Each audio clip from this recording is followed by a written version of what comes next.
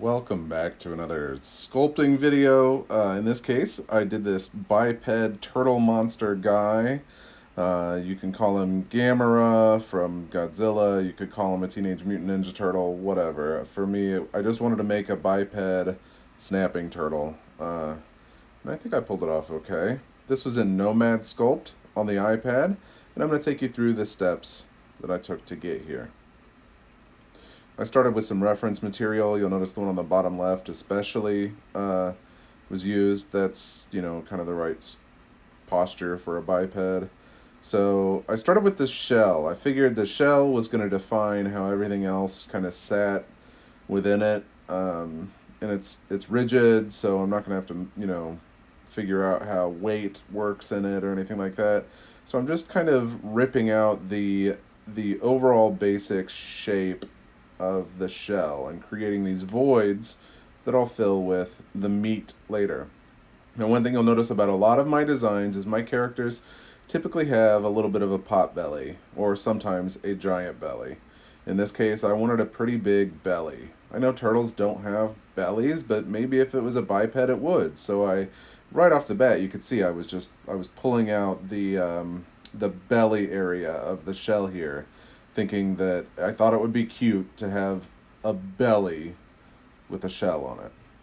And then to create the body, you start with some basic primitives. Here I'm just going to block out the shape with cylinders and spheres. So I just kind of block out the major shapes to get, the overall kind of, the mass where I want it.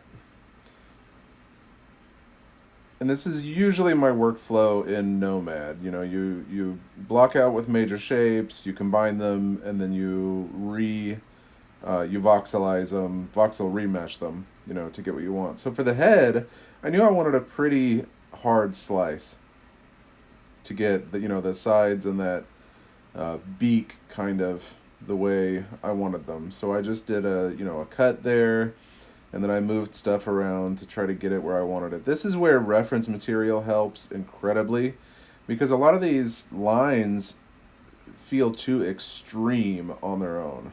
But you look at the reference material and you realize I didn't even go as extreme as a real turtle is, as far as like the angles here and stuff.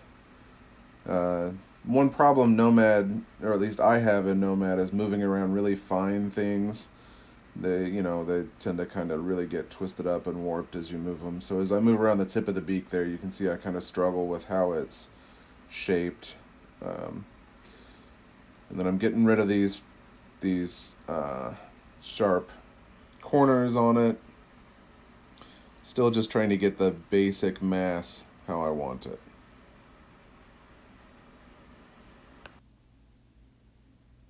So here I'm carving out the inside of the mouth, so I won't have to do it later. And then I just duplicate that piece, flip it over, and scale it around to work on the lower jaw. This did screw up my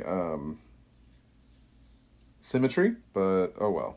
I lived with it. Here you can see, as I'm moving stuff around, again, the tips of the beak really give me problems with the move tool in Nomad, and I don't know if it's just my inexperience with it or what, but that tip of the beak gets really messed up right about here, and I just have to keep fighting with it and smoothing it out to try to get it back where I want it. See how it's kind of weird and hooked there now? But I thought that turned out okay, and I decided to leave it alone. And I'm just moving around stuff still not doing much sculpting, and this is, easily an hour into the process. The belly, I used a sphere, of course, because, great big old belly is a ball. And then I moved that shell out even more. So it's even more obvious as a big belly. And I started to sculpt out kind of where the groin and the leg meet, the hip. And then I used just a placeholder for the foot. I didn't know how I was going to do the feet yet, but I wanted a placeholder so I could build to it. Building out the leg, and I just used some simple primitives. Let's skip ahead. For the tail, I used the spline tool, so I could make it fat on one end and skinny on the other, much easier, and kind of bend it around. And then I, again, just gave it just the super basic shape low resolution to try to get the shape, the bulk that I wanted. Then I started combining models so that I could begin the process of sculpting. So I combined the upper torso and then I also combined the lower one.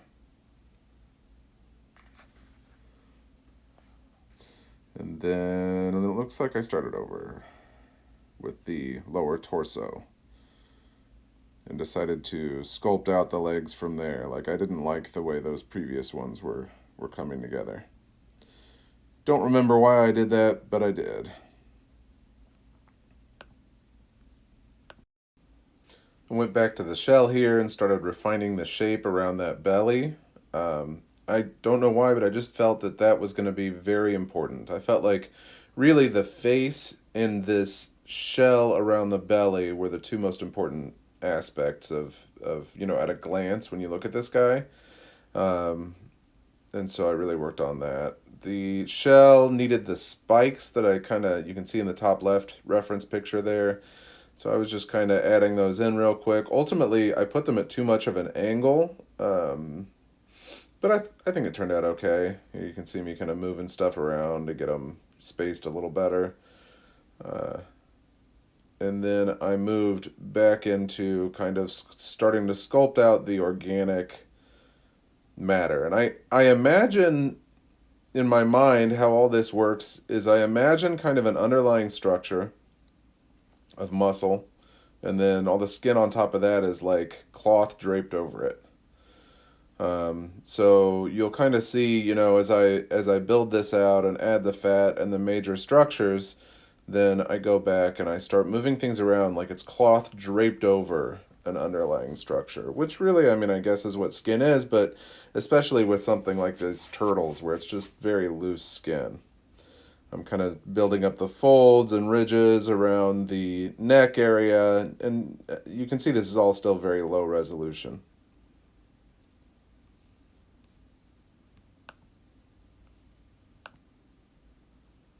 So here I've kind of gotten the upper torso where I want it, and at some point soon I'm going to need to connect the arms and start building up the shoulders and the arms. Now, this was interesting because usually when I'm just goofing around, I end up giving things huge shoulders and huge, what is it, trapezius? No, whatever the muscle at the back of the neck is that's really big. I end up giving those, but because of this shell, I thought it would be cooler if it was more like kind of underdeveloped and everything was saggy on it. Kind of, look at that picture on the bottom left-hand corner. I was kind of emulating that. So even though there are muscles visible, I wanted it all to seem like it was just it had loose skin all over it and it wasn't super defined and blobby, and I did not want big muscular shoulders. Because look at that reference picture on the bottom left. You cannot see that joint. Of course, it's a quadruped and this is a biped, but I wanted it, so that's what I did. The feet I was never happy with, but also that wasn't my focus. I wanted your eye to hit the face and the chest and belly, so I just really quickly slapped out these feet, got them to roughly the right shape, and moved on. Back to the upper torso. Here I am at a medium-low resolution, and I'm still working on that kind of dangling. I want the skin just to lay over it like a sheet. And kind of dangle off. And then I moved back to the head. Ultimately, I felt like the head was too big, so I kind of ended up shrinking everything down a bit. Not quite accurate to the reference material, but hey, gotta have some fun.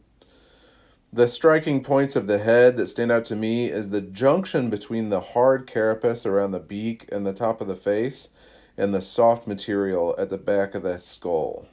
So I wanted to make that a very obvious distinction. You can see it there, pretty obvious. Throwing in the eyes here, and then going back and forth to that juncture between the head and the body.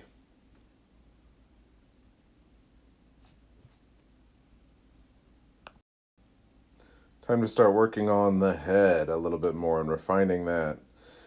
I started by adding some of the key points like the nostrils and where the eyes would be.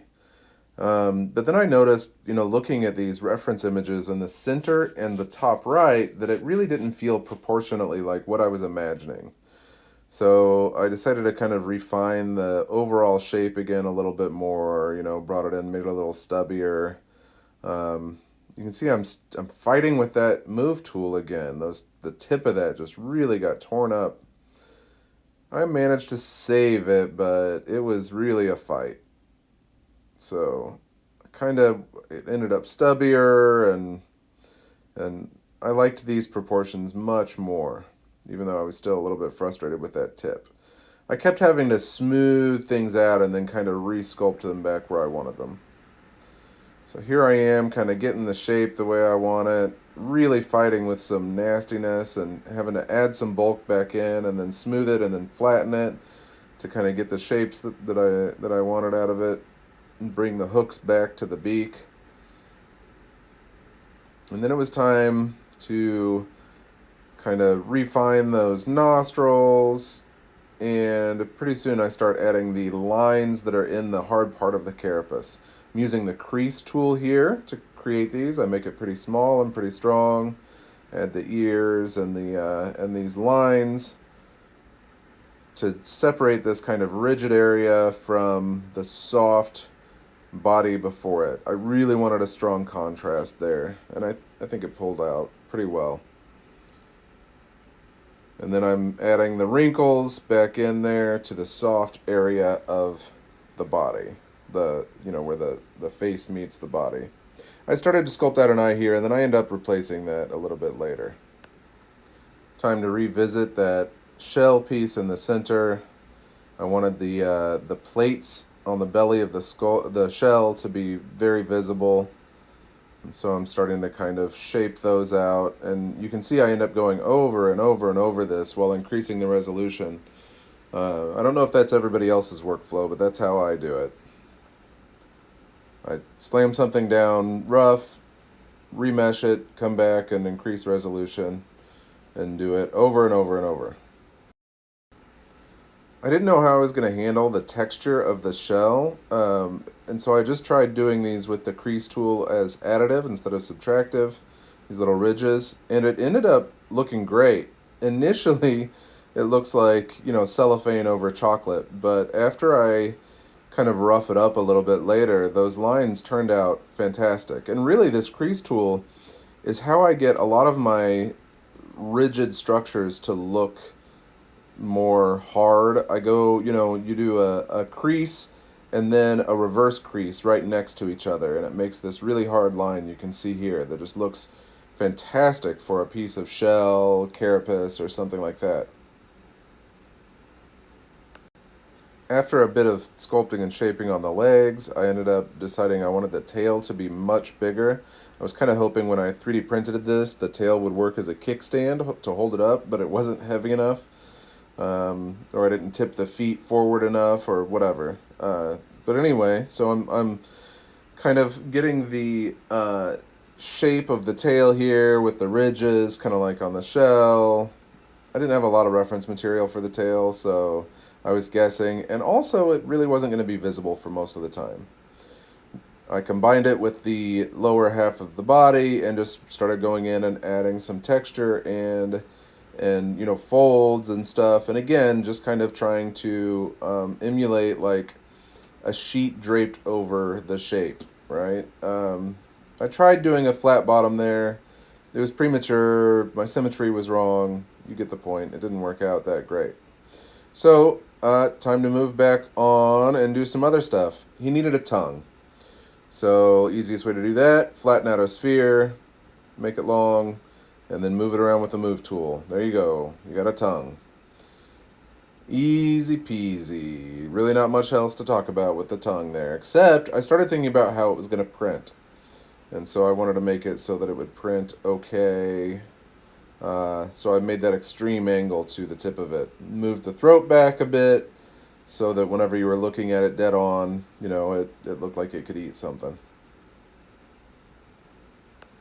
It was at this point, even though I had not done skin texturing or gone ultra high resolution yet, I thought, you know what, let's go ahead and break symmetry and put this guy in a pose. That way I can do skin texturing and it won't get messed up later when I move things around. When I'm still kind of in the sculpting phase, I can move stuff around and fix it.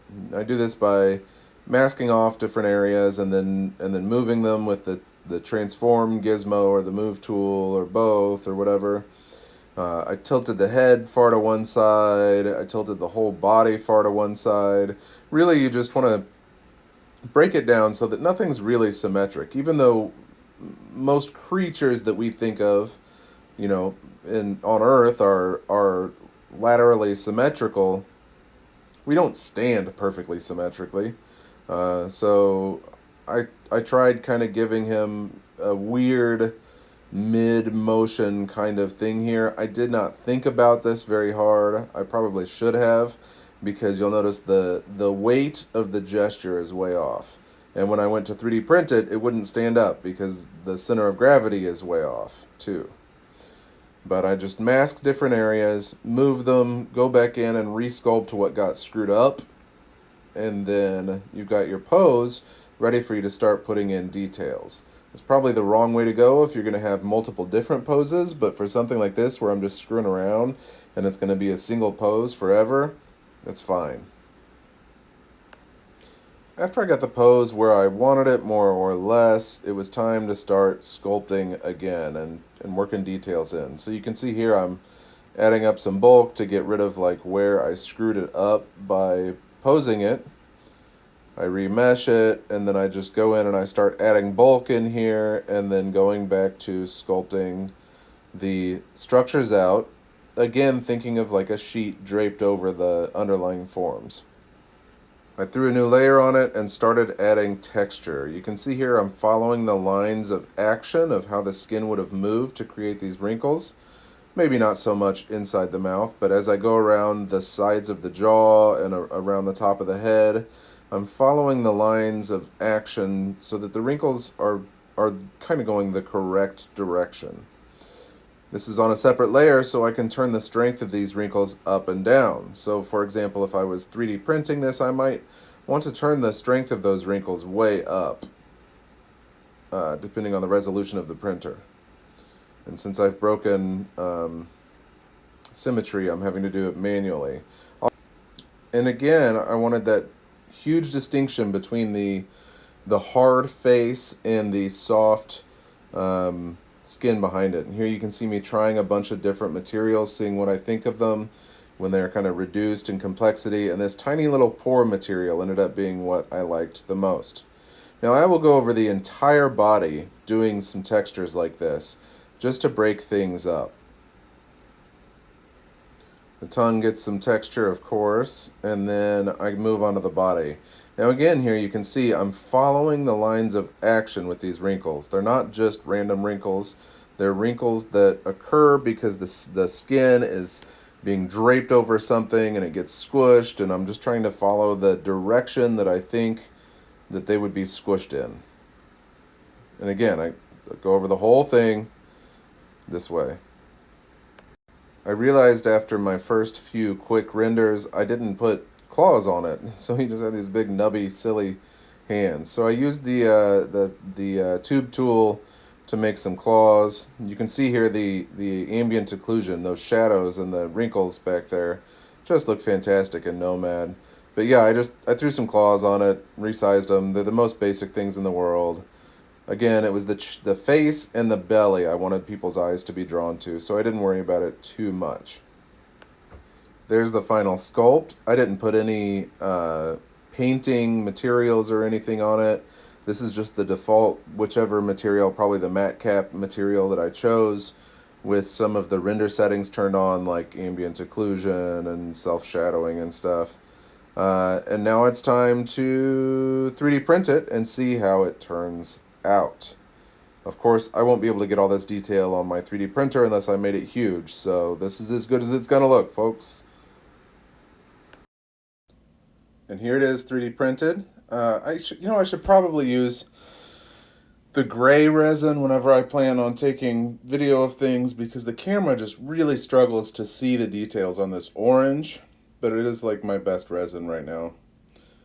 But there it is. God, I just think that belly's adorable. It's got a good silhouette.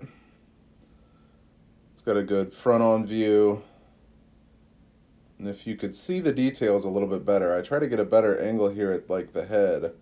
It all came through really well. You may not be able to see the individual pores on the head, but the wrinkles on the skin turned out nice. And that's it. Hope you enjoyed this. Let me know if you got any questions.